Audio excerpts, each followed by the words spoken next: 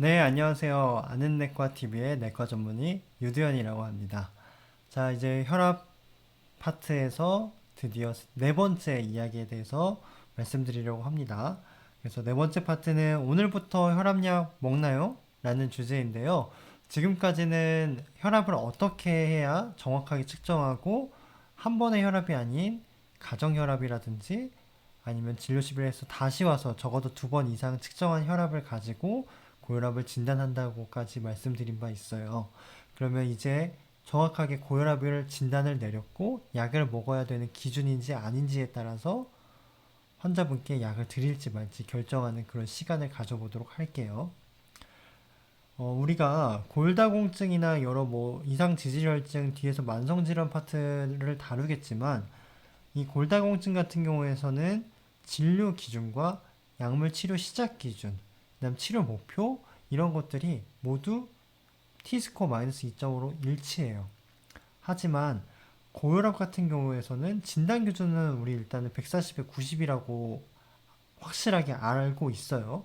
그리고 가정혈압이랑 활동혈압은 135에 85고요. 여기까지는 이제 다 이해를 하셨는데 그러면 약물 치료 시작 기전도 140에 90이 넘으면 무조건 치료를 시작해야 되느냐? 제가 답은 아니라고 말씀드렸었죠. 이 고혈압 전 단계일지라도 리스크 팩터에 있는지에 따라서 바로 혈압약을 줄 수도 있는데 오늘 그 부분을 얘기하려고 합니다. 복잡해요. 복잡해서 제가 제 블로그에다도 올렸지만 이런 것들 하나 뭐 오려가지고 진료실 책상에다 붙여놓고 바로바로 적용하셔도 좋을 것 같거든요.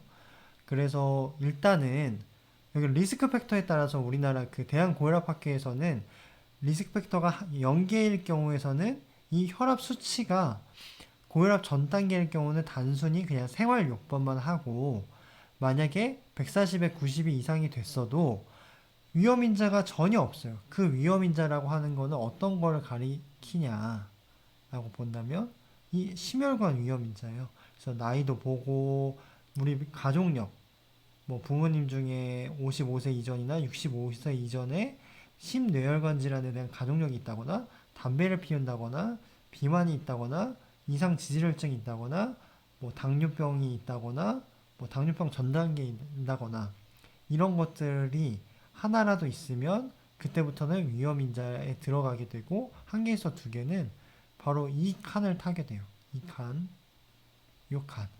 그래서 뒤에 제가 예시를 들어드리겠지만 위험인자는 그렇게 찾고 여기 보면 당뇨병은 여기 리스크 팩터에도 들어가지만 바로 이 세 번째 칸으로 들어가게 돼 있어요.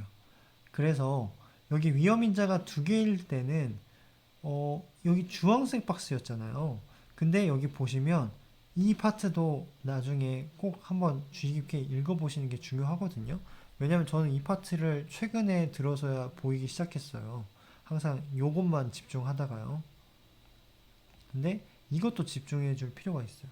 그러니까 10년간 환자분께서 이 빨간 박스에 해당하니까 심뇌혈관 발생할 확률이 적어도 15% 이상 됩니다.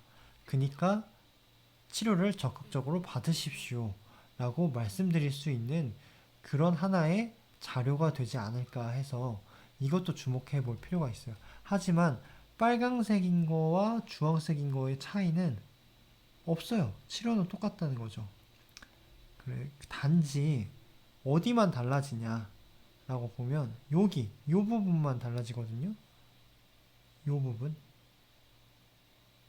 그래서 여기서 보시면 여기 위험인자가 연계인데 그냥 생활요법을 할 수도 있고 약물 치료를 할 수도 있고 지켜볼 수 있다는 거죠.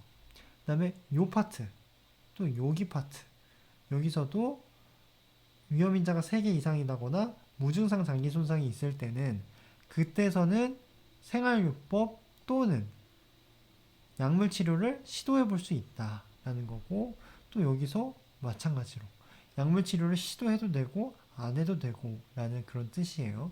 그래서 이 표가 외우기 어려우니까 다들 조금 책상에 붙여놓고 다니시면서 적용을 해보면 좋을 것 같고 여기서 말하는 어떤 임상적 심뇌혈관 질환이 어떤 것이고 무증상 장기 손상이 어떤 걸 말하는지는 구체적으로 나열이 되어 있으니까 참고해 보시면 좋을 것 같습니다. 이제 예제를 들어볼게요. 그래서 60세 간단한 예제를 제가 만들어 봤어요.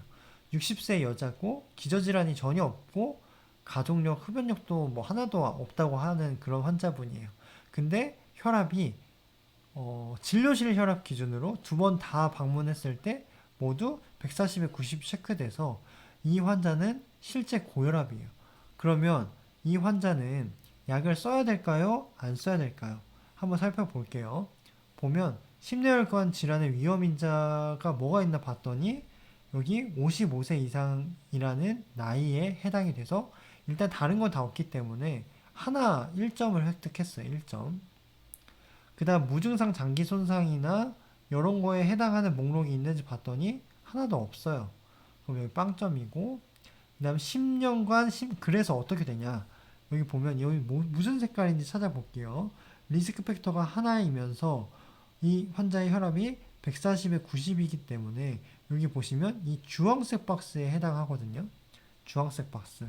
그러면 이 환자는 10년간 심혈관 질환 발생률이 10에서 15% 미만에 해당하고 중위험군이라고 환자분께 말씀해 드릴 수 있고 여기 중위험군은 어떤 치료를 받는지 봤더니 생활요법 앤드 그리고 약물 치료를 시작해라 라고 얘기하고 있어요. 그래서 약물 치료를 시작하면 되는 그런 환자이고요. 두 번째 케이스 볼게요. 두 번째 케이스는 30세 남성이에요. 30세 남성이고 고지혈증도 있고 아버지가 30세에 심근경색으로 돌아가셨다고 하고 담배도 10년째 피고 있어요. 그리고 이런 환자가 혈압이 160에 100으로 이 마찬가지로 진료실 혈압 두 번 다 내원해서 똑같은 수치가 나왔어요. 그래서 이 환자를 봤더니 일단은 여기를 봐볼게요. 여기 심혈관 뇌 질환의 위험인자가 몇 개 있나 봤더니 이상 지질혈증 하나, 그 다음에 심뇌혈관 과종력 하나 있어서 총 두 개에 해당이 돼요. 그 다음 무증상 장기 손상이나 심뇌혈관 질환의 뭐 그런 병변은 하나도 없어요. 그래서 이 환자는 여기 보니까 어디에 속하나 봤더니 이 160에 100이죠. 그러면서 리스크 팩터 두 개니까 요 박스에 해당하고 여기에 해당하는 그런 환자겠죠. 빨간색 박스죠.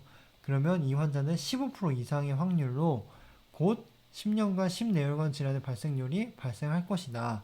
라고 환자한테 말씀드릴 수 있고 치료는 생활요법 개선을 하고 바로 약물 치료를 할 것을 말씀드리면 되겠습니다. 그래서 결론은 약물 치료 시작 기준은 환자들마다 매우 어렵고 복잡하다, 결정하기가.